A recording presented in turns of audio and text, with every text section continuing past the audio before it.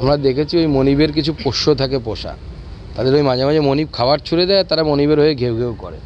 মমতা বন্দ্যোপাধ্যায়ের পোষ্য তারা ঘেউ ঘেউ করছে। বি হাকিম এখন এক্সপায়ারি ডেট পার হয়ে যাচ্ছে, সেজন্য যা হয় প্রদীপ নেবার সময় একটু দপ করে জ্বলে ওঠে, সেটাই চেষ্টা করছে। শহরে যে হেলা বাড়ির খোঁজ পাওয়া যাচ্ছে একের পর এক, সেগুলোর দায় কোনোভাবেই পুরসভার ইঞ্জিনিয়ারদের নয়, তাহলে এই দায় কার? ববি হাকিম বলছে না, ববি হাকিম সাহেবের তো বা তার টিমের তো পয়সা নেওয়া অবধি দায়, তারপর দায় থাকে না আর কি।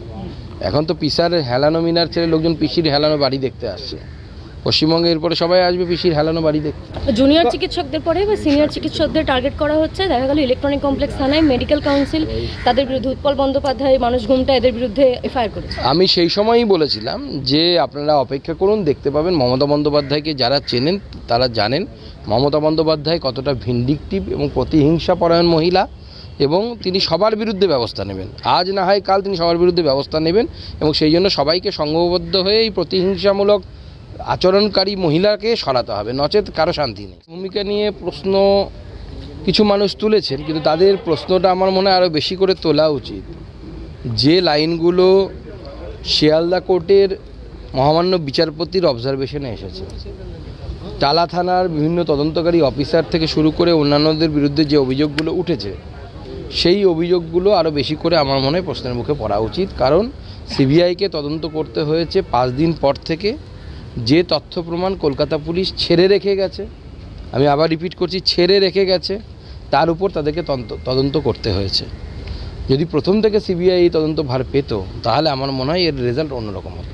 তদন্তকারী সংস্থার কাজ হচ্ছে সর্বোচ্চ শাস্তি পাইয়ে দেওয়া।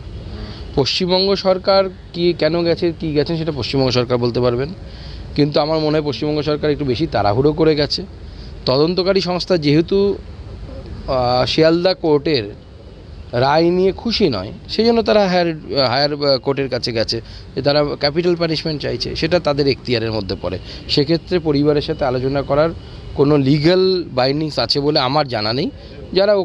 যারা আইন বিশেষজ্ঞ তারা বলবেন।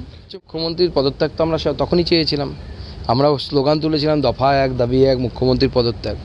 তো সেই সময় ওনারা বলেননি, কিন্তু এখন বলছেন। বিজেপির কথাতেই সবাইকে ফিরে আসতে হচ্ছে।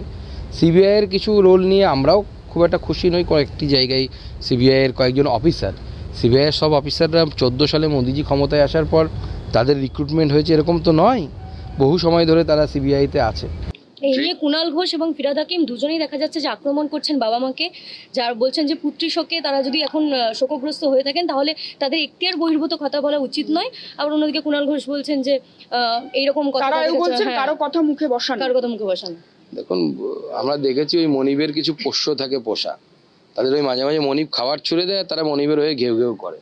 মমতা বন্দ্যোপাধ্যায়ের পোষ্য তারা ঘেউ ঘেউ করছে, আর কি করা যাবে। সেটা সন্তুষ্ট করতে জাস্টে ব্যর্থ হয়েছে সিবিআই, এমনটাই অভিযোগ করা হচ্ছে বিভিন্ন মহল থেকে।